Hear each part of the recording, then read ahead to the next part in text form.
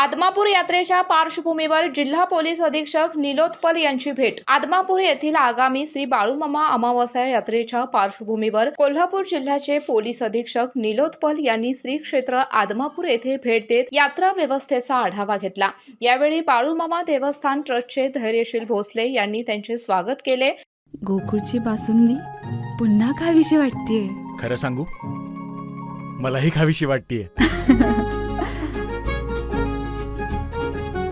पुन्हा पुन्हा खावीशी वाटणारी गोकुळ बासुंदी। लाखो भाविकांचे श्रद्धास्थान असलेल्या श्री बाळूमामा देवस्थान परिसरातील विविध सुविधांची त्यांनी प्रत्यक्ष पाहणी केली।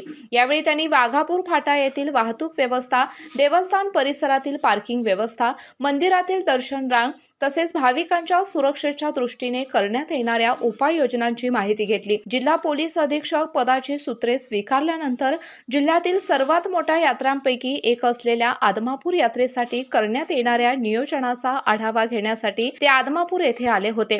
या पाहणी दौऱ्यात भुदरगड तालुका पोलीस उपनिरीक्षक गोरख चौधर, मुरगुड पोलीस उपनिरीक्षक क्रांती पाटील तसेच पोलीस उपनिरीक्षक अप्पासो पोवार उपस्थित होते। यावेळी श्री बाळूमामा देवालयाचे अध्यक्ष धैर्यशील भोसले व विश्वस्त दिलीप पाटील यांनी देवस्थानातील यात्रा व्यवस्थेबाबत सविस्तर माहिती दिली।